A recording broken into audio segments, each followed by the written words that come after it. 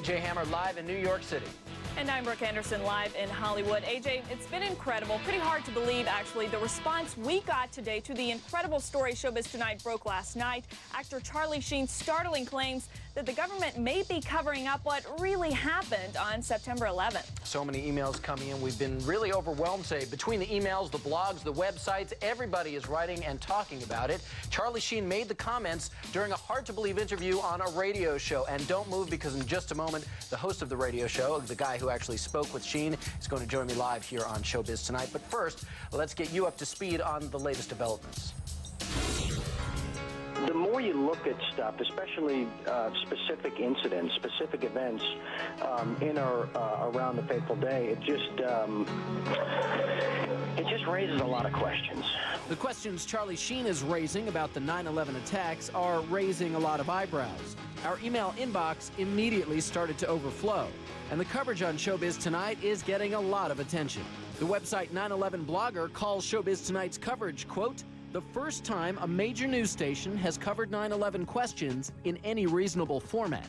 It all started with a radio interview Sheen gave to GCN radio network host Alex Jones, a cult hero of sorts to 9/11 conspiracy theorists. Well, during the interview, Sheen made clear that he backs Jones' views. We're not the conspiracy theorists on this particular issue. It seems to me like, 19 amateurs with box cutters taking over 4 commercial airliners and hitting 75% of their targets. That feels like a conspiracy theory. Sheen also made another shocking suggestion that we may not know the full story about the collapse of the World Trade Center. I have a hard time believing that a fireball traveled down the elevator over 1,100 feet and still had the explosive energy to destroy the lobby like it was described. I said, hey, call me insane, but did it sort of look like those buildings came down in a controlled demolition? When I was your age, I could only dream about my parents splitting up. As the star of the hit sitcom 2.5 Men, Sheen is seen weekly by about 10 million people, and many of them may end up paying attention to his controversial comments on 9/11. Welcome back to Showbiz Tonight. I'm A.J. Hammer in New York. This is TV's only live entertainment news show. We have been getting an overwhelming response to our Showbiz Tonight question of the day. We've been asking, Charlie Sheen speaks out. Do you agree there is a government cover-up of 9/11? Here's the vote so far. 67% of you say yes.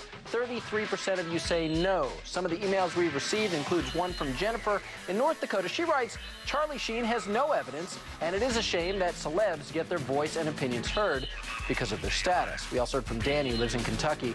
Danny says, God bless Charlie Sheen for standing up and speaking his mind on what is the most devastating event to hit our nation, 9/11. We also heard from Chris in Ohio. Chris writes, this is a very important issue that must be brought into the mainstream. It is our patriotic duty to make sure we find out why and how 9/11 happened. We were talking about Charlie Sheen and all the comments, and I just have to get your take. I mean, you seem a little blown away that he would come forward. Well, it's impressive. I mean, it's impressive for somebody in any kind of high-profile position to challenge the government when you're getting average people, slandered for any kind of opposition. Would you ever do something like that? I probably wouldn't. I usually keep my politics to private conversations, but I appreciate the fact that he's prepared and coming out and saying this is something. And I like that he says, if you want to investigate anything, investigate the facts. Don't try and turn it around on me, which is what's been happening so much with this administration. Anybody who challenges anything with a reasonable challenge gets slandered and criticized for opposing. What do you make of an actor of his stature coming out publicly like that? I think he's a brave man to even question this aloud in an environment where people have been saying that anyone who questions the government is a traitor. So Charlie Sheen has done his homework, and he's asking questions. He's speaking truth to power, which is a brave thing to do. Look, the young people in my family, my nephews, for example, have been saying for the past 3-4 years that we are not learning everything about 9/11 that we're meant to learn. And specifically, they've been saying that if you read all the different websites, if you're really careful, what you discover is that a lot of facts don't add up. And even if a modicum of what is being put out there, all these conspiracy theories, even if a piece of that is true, we have a responsibility, don't you think, to be asking the questions and to be doing the investigation? I think it's very patriotic to investigate it. In America, we are fed propaganda, and if you want to know what's happening in the world, go outside of the U.S. media, because it's owned by 4 corporations. One of them is this one. And you know what? Go outside of the country to find out what's going on in our own country, because it's frightening. I do believe that it is the first time in history that fire has ever melted steel. I do believe that it defies physics for the World Trade Center Tower 7, Building 7, which collapsed in on itself. It is impossible for a building to fall the way it fell without explosives being involved. World Trade Center 7. World Trader 1 and 2 got hit by planes. 7, miraculously, the first time in history, steel was melted by fire. It is physically impossible. And who do you think is responsible for that? I have no idea. But to say that we don't know that it imploded and it was an implosion and a demolition is beyond ignorant. Look at the films, get a physics expert here from Yale, from Harvard, pick the school. It defies reason. Let's get one. Let's get one, because that I would do it. Is the unthinkable. This is Tom DeLong from Angels and Airwaves. When you kind of piece apart the way the buildings exploded, it seemed to echo the way big buildings are demolition.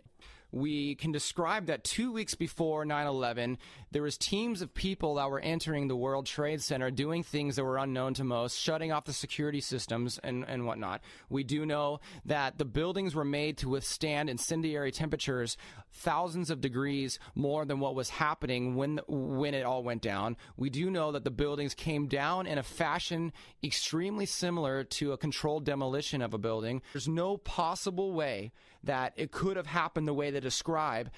And we're talking about 60-70% of the American people are actually starting to think that there's a different story. Why are we, as Americans, sitting back and letting this happen to us? I think that this is a huge challenge for Americans to not let them be defined this way, and to actually stand up and do something that can not only better our own life, but better the world.